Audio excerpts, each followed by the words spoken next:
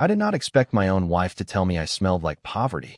I was standing in the back of the ballroom, watching her enjoy the biggest night of her life, and I still did not plan to humiliate her. I loved her once. I wanted her to have this deal. I was the reason she had it. She just did not know that. Her name, at least the name everyone in Dallas knew, was Vanessa Brooks. She was the chief executive officer of Brooks Design Group. Sharp cheekbones, silver gray dress, hair pulled back tight. She looked like a woman who had fought for every inch of her success and refused to let anyone forget it.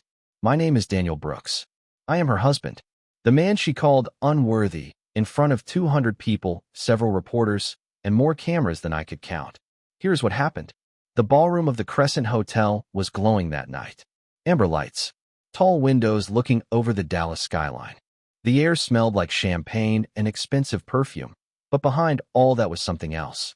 Hunger. Ambition. Every person in that room wanted to be seen. They wanted to stand near money. Reporters were gathered near the stage, camera lights popping as Vanessa stood at the podium. Her dress caught every bit of light. It was her moment. She had just secured an $800 million urban renewal contract with Redwood Infrastructure Group. That deal was going to make her one of the most talked about female chief executive officers in Texas. The deputy from the governor's office was there. Major investors were there. Industry leaders were there. Everyone was watching her.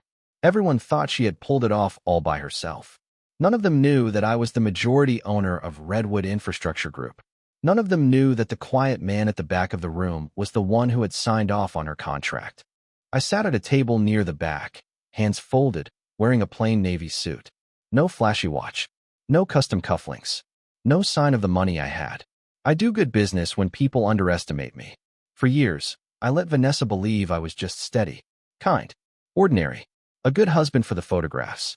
She used to joke that I was too decent for real business. To her, I was a nice man who did not push hard enough. She wanted power. I was only stability. When the host said, "Ladies and gentlemen, we will now begin the signing ceremony," the room exploded in applause. Vanessa smiled like she had just climbed the whole mountain by herself. She stepped down from the podium, and right then our eyes met. I stood up and walked toward her with a glass of champagne. I wanted to tell her I was proud. I wanted to share that 1 minute with her, even if she did not know the full story yet. I leaned in and said softly, "I am proud of you, Vanessa. You worked hard for this." Her smile slipped. "Daniel, what are you doing here?" "I wanted to see you sign," I said. "You have worked for this. I am proud of you." A few of her people turned to look. She did not like that. She gave a little laugh that sounded polite on the surface but cold underneath. "That is sweet," she said, "but this is a corporate event. You can congratulate me at home." I thought. She cut me off. "You thought wrong. These are people who make billion-dollar decisions, Daniel. They do not live in your world." People nearby heard that. A waiter stopped pouring. The air got tight. I could feel eyes on the back of my neck. I kept my voice low. "I am not trying to embarrass you," I said. "I just wanted to stand with you for a minute." That should have been the end of it. But her pride was louder than her reason. Her cheeks turned red. She picked up her glass of red wine. Her voice started to shake, not from hurt, but from anger she wanted everyone to see. "Stand with me," she said. "You can barely stand for yourself." Then she raised her chin and said the words that burned. "You are unworthy to be in my circle, Daniel. Look at you. You are small. You smell like mediocrity. You have no class. Do you see these people? They were power. You were failure." Someone gasped. The whole room went quiet. She lifted the glass higher. "Maybe this will help you remember your place." The wine hit my face in a cold red splash. It was not an accident. It was slow, mean, and on purpose. I felt it run down my cheek, into my collar, all over my suit. The dark red color bled onto the marble floor. A photographer's flash went off right when I turned my head. She had no idea she had just thrown wine on the owner of the company that was about to give her $800 million. People in that room will tell this story like it is a movie. Wife calls husband poor. Wife throws wine. Husband stands there and takes it. But that is not the whole story. Because she did not know who she was talking to. She thought I was beneath her. She thought I was a man she could talk down to. She thought money had finally made her too good for the person who loved her before the headlines. If you are listening to this right now, tell me something. What would you do if your own wife poured wine on your face in front of investors, reporters, cameras, and 200 guests. Would you walk away? Would you shout back? Would you expose her right there? Say it in the comments. What I did next crushed her, and I did not have to raise my voice. Next time, she said, cold as winter, remember to stay in your own circle. I did not flinch. The wine was still running off my jaw, one slow line of red landing right on my cuff. 200 people in that ballroom, and not a single one of them moved. You could have heard a fork drop. I reached into my pocket, pulled out a clean white handkerchief, and wiped my face once. Not angry, not rushing, just steady. When I spoke, I kept my voice level. Understood. I did not stare her down. I did not argue. I just turned around and walked toward the doors. No shouting, no scene. And somehow that hurt her more than if I had yelled. People slid out of my way without a word. The echo of my shoes on the marble sounded loud in that quiet hall. Behind me, Vanessa was still riding the high of what she thought was dominance. I heard someone at one of the tables whisper, "That was rough." She ignored it. She tossed her empty glass on a server's tray like nothing happened, straightened her dress, and put on that perfect face again. "Let us continue," she said with a laugh that was way too sharp. "My husband gets emotional around success." The host looked unsure, but he nodded. "Of course. Everyone, please take your seats." The cameras started flashing again like the room had not just watched a marriage crack in real time.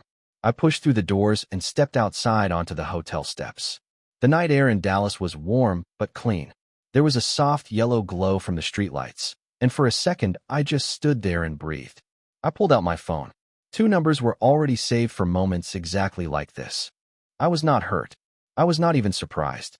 I was done. The doors behind me closed and muffled the music and applause.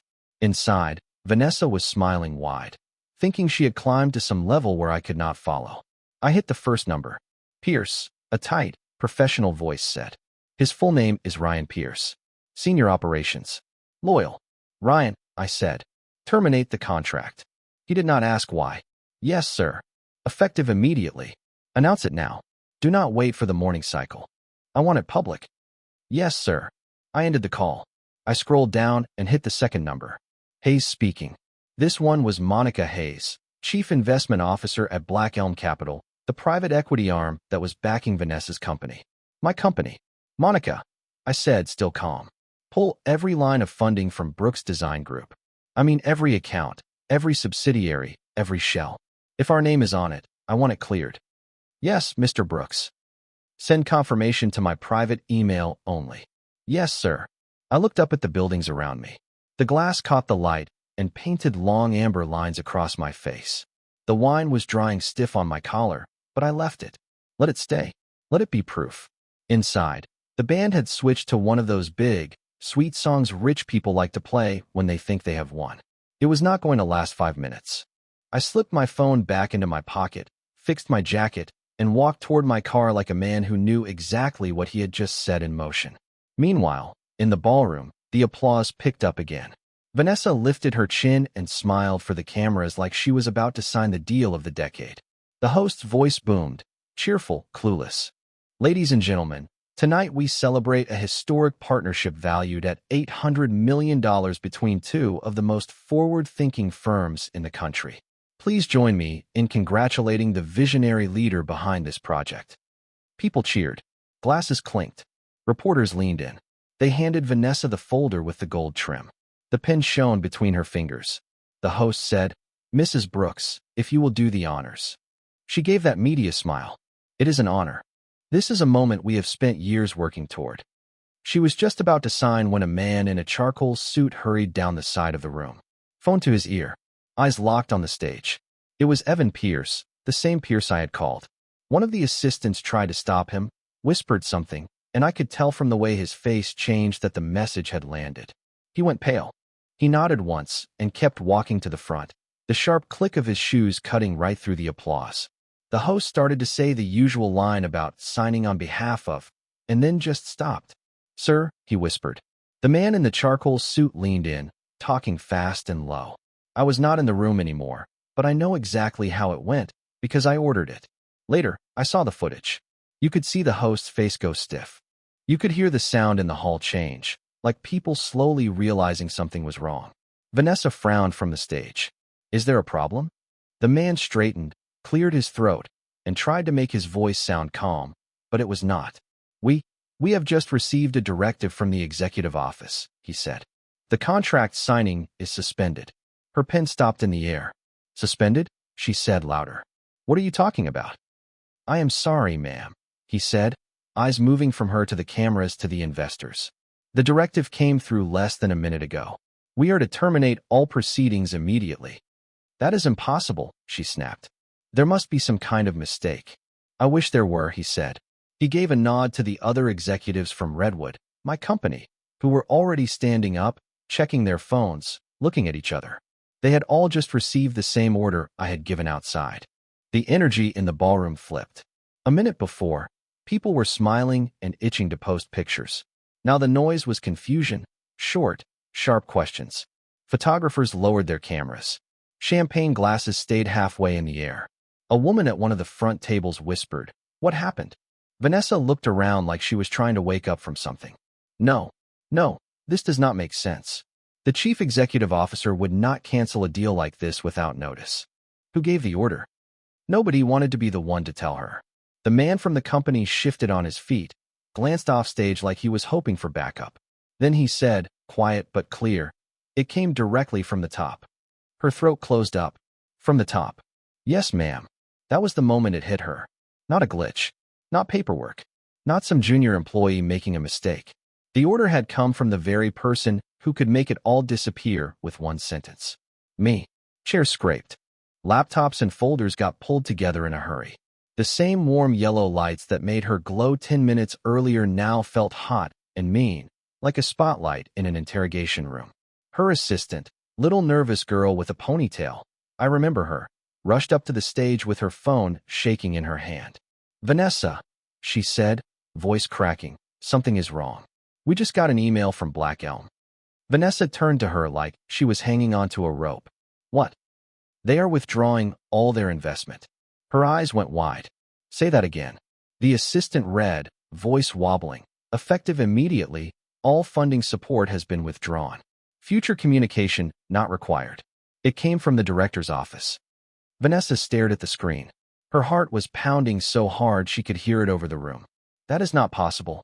They are our anchor investor. Not anymore, the assistant whispered. The representative from Redwood closed his folder, gave her a polite, pained look. I am very sorry, ma'am. I am afraid we are finished here. Vanessa's knees almost gave. Wait, she shouted into the mic. Her voice rang through the hall, raw now, not polished. You cannot just walk out. We had an agreement. But he was already leaving with his team. A few guests looked back with pity, the kind you give someone who just got blindsided. Others moved faster, trying to get out before reporters started asking questions. Nobody wanted to be in the background of a ruined deal. The microphone was still in front of her, picking up her breathing. The folder with the gold trim was open. The line for her signature was still blank. The cameras were still flashing, but now it was not admiration. It was blood in the water. Then, to make it worse, the man she had been sneaking around with. Yeah, I knew about him, rushed up to her. In your version, he was Daniel, which is funny. Let us call him Mark so we do not confuse things. Mark leaned in close and whispered, Nessa, we need to go. Something is happening. We do not understand it yet. She shook her head, eyes glued to the papers like she could force the deal back to life just by staring at it. No, this was supposed to be mine. They cannot just take it. But the room was emptying. Guests were leaving in little groups, whispering hard. Waiters did not know whether to serve or to start clearing. The smell in the air changed. Not celebration anymore. Wine, nerves, panic. Out under the lights, the glass she had thrown at me was still on the floor, broken in pieces, a dark red pool seeping into the seams of the marble. From the stage, she could see it. The moment her eyes landed on that spot, on what she had done, her chest tightened so hard she could not pull in a full breath. The sound around her faded to a high ringing. She sat down slowly in her chair as the last people from Redwood walked out with their briefcases. The applause, the speeches, the smiles, the cameras, it all vanished like a set being taken down after a show. It was like the night had been erased. In that big, echoing room, she said my name in a whisper no microphone could fix. Daniel. By then, I was already in the back of the car. I leaned my head against the seat and watched Dallas slide by in yellow and white streaks on the glass. I did not smile. I did not celebrate. I just let the quiet sit there. She had told me to stay in my circle, so I did. I let her feel what it is like when the circle closes. I closed my eyes in the back seat and let the silence wrap around me. A few seconds later, the first internal alerts from Redwood's system started coming in on my phone, exactly on schedule. The machine was doing what I told it to do. Back in that ballroom, the laughter had already died. And Vanessa Brooks, my wife, was just starting to understand that everything she had been bragging about, everything she had been building, sat on land that belonged to me. The man she thought was beneath her was actually the one holding up her whole tower. I drove through Highland Park with the window cracked, letting the night air blow out some of the smell of wine on my shirt. Dallas looked calm from the road. Big houses, careful lawns, streetlights painting long gold lines across the hood. My hands stayed steady on the wheel. No radio. No calls. Just the soft hum of the engine and the tires on the asphalt. At a red light, I loosened my tie. I could still smell the dried red wine where she threw it on me. It had turned sour. I could have stopped and changed, but I did not. I wanted to remember what it felt like when she looked me in the eye and called me unworthy. The light turned green. I kept driving. When I pulled into the driveway, the motion lights came on, lighting up the front of the house. Everything was the way I had left it, quiet, ordered, steady. No cameras, no pretending. Just my place. I hung up my jacket, went into the kitchen, and poured myself a glass of water. The house was silent, the kind of silence a man earns after making hard choices. I leaned on the counter, took a slow drink, and exhaled. My phone buzzed on the marble. First message, Pierce. Contract termination processed. Press notified. Legal notified. Second message, Hayes. All Black Elm Capital exposure to Brooks Design Group removed. Subsidiaries flagged. Market will react at opening. I did not reply to either. They knew they had done their job. I set the glass in the sink, clicked off the kitchen light, and walked down the hall. In the bedroom, I rolled up my cuffs and sat on the edge of the bed for a moment, looking out over the dark line of the city. People think revenge keeps you up at night. It does not. Truth does the opposite. I lay back, closed my eyes, and sleep came without a fight. Across town, it was not that peaceful. Vanessa was still sitting in the back of the ballroom, shaking. The bright lights were still in her eyes. She kept hearing the same sentence over and over like a broken radio. The order came from the top. Every time she heard it, it hit harder. Vanessa, come on. You cannot stay here, Mark said, kneeling beside her. She did not move. Her lipstick was a thin outline now. Her hair had fallen out of its perfect style. The white dress she had been so proud of was streaked with faint red from the wine she had thrown at me. That was the part she could not outrun. She had poured wine on the wrong man. Vanessa, Mark said again, softer. Let us go? You are in shock. She blinked like she was waking up underwater. Everything just stopped. I know, he said. Let me get you out. He helped her to her feet.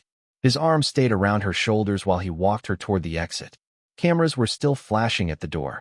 Reporters trying to figure out how an $800 million deal died in under 5 minutes. A couple hours earlier, that place was full of music and laughing and people trying to be seen. Now it smelled like spilled champagne, cold food, and panic. Mark opened the passenger door of his black sedan and guided her in. She leaned her forehead against the window and stared out as the city lights smeared across the glass like bruises. He drove in silence. No radio. No questions. Because even he did not know what to say when a woman gets stripped of her crown in front of the entire business community. They got to his downtown apartment. He helped her inside. She dropped onto the couch without taking off her heels, hands shaking in her lap. He poured her water and set it in front of her. She did not drink it. She just watched the surface move. It will make more sense in the morning, he said, trying to sound sure. She whispered, it already does not. He did not answer. He just turned off a few lights, so only the glow from the city came through the curtains.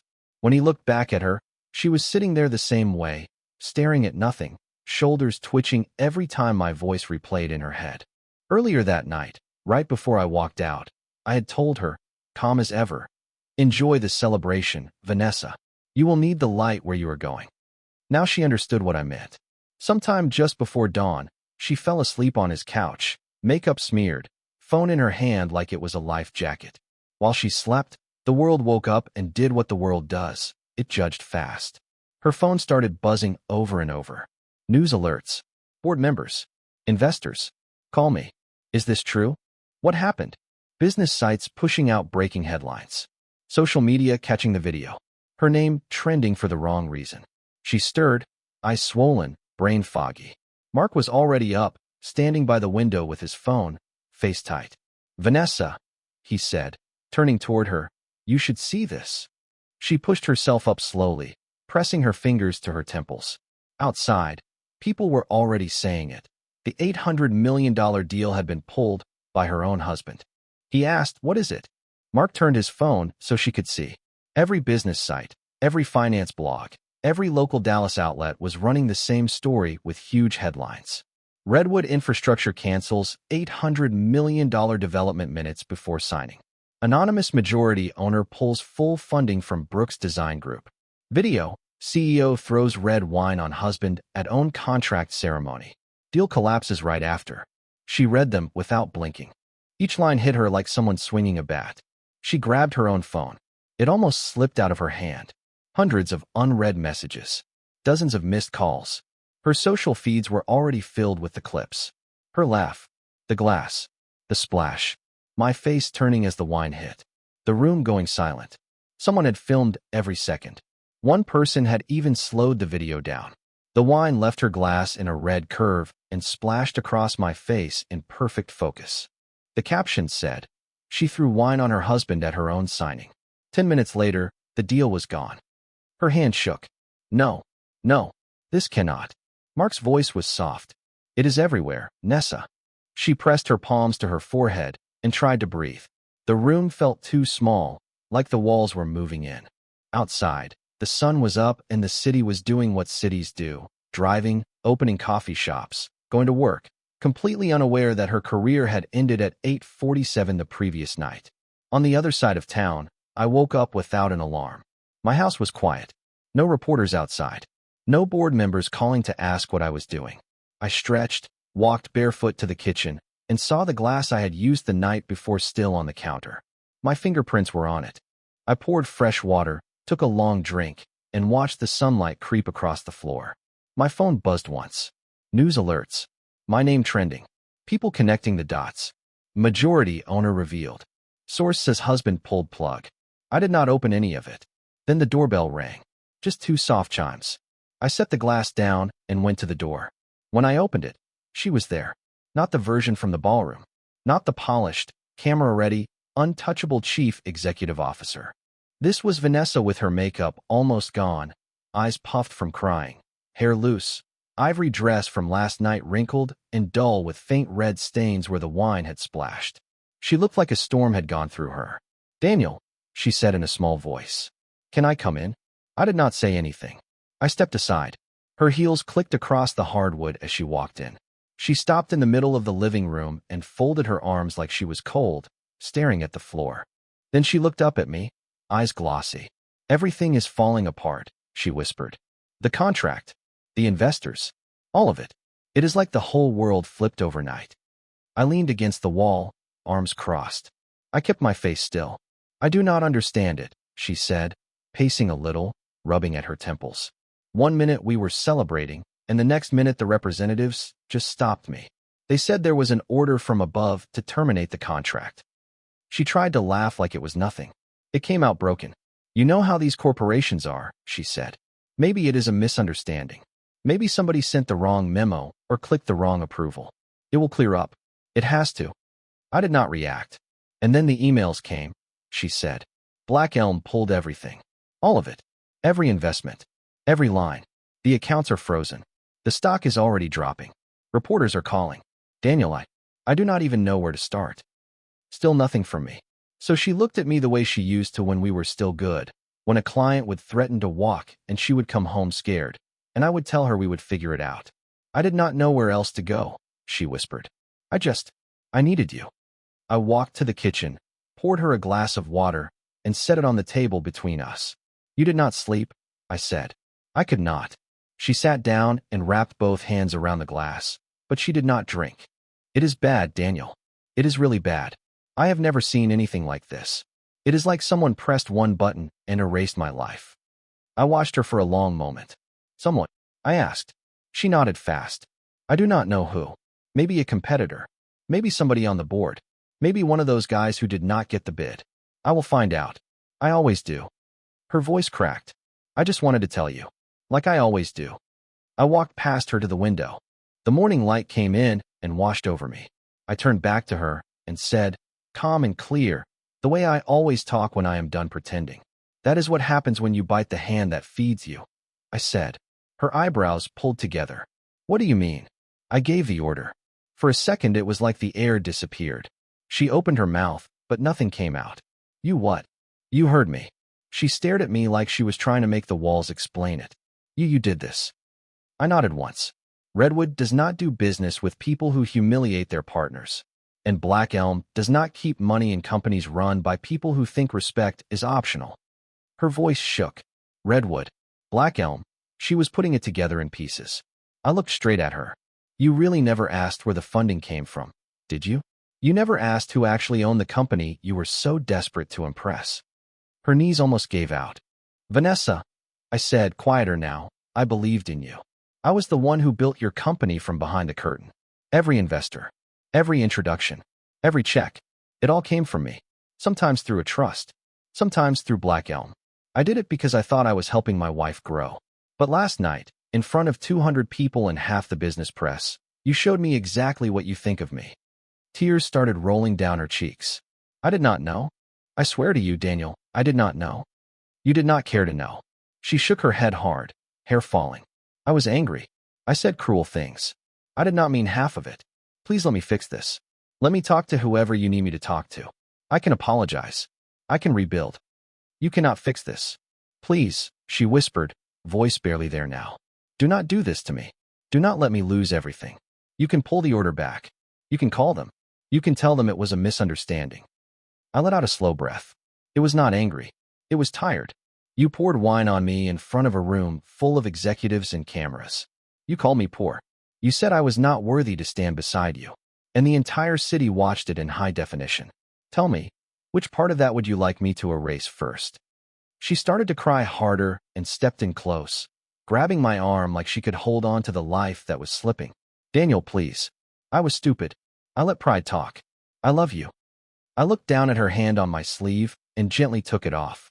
You love what I gave you, I said. Not me. That is not true. I picked up the empty water glass from the counter, set it in the sink, and turned back. You told me once I did not belong in your world. You were right. She backed up, shaking her head. No, do not say that. We can start over. I will do anything. I will leave the company. I will. You cannot start over from something you burned down yourself, I said, calm and final. And you will not get a second chance at what I protected. Her eyes narrowed, confused. What do you mean? The trust, I said. Everything I own, every company, every share, is in an irrevocable trust one set up before we got married. You cannot touch a cent of it. Not in divorce. Not in settlement. Not in court. Her breath hitched. You are divorcing me? I have already spoken to my attorney. It was like the floor tilted. She stumbled back and grabbed the couch to steady herself. Daniel, please. I will sign anything. Just do not leave me with nothing. I watched her for a quiet moment. You already left yourself with nothing. Her mouth opened, but nothing came out. The house got so quiet it felt heavy. Outside, a bird landed on the windowsill, wings flashing in the sun, and then flew off like nothing inside mattered. She dropped to her knees and covered her face, sobbing. Please, Daniel. I am begging you. I cannot do this alone. I looked down at her. I did not hate her. I was just done. You should have thought about that, I said softly, before you threw wine on the man who built your future. Then I turned, walked down the hallway, and closed the bedroom door. She stayed there on the living room floor, crying into her hands, while the water in the glass I poured for her just sat there, catching the sunlight. That was the first time she finally understood what real silence sounds like, the kind that shows up when even forgiveness has walked out. Listeners, here is the question for you. Does Vanessa deserve a second chance after what she did? Tell me what you think in the comments. And remember to follow for more stories pulled straight out of real life.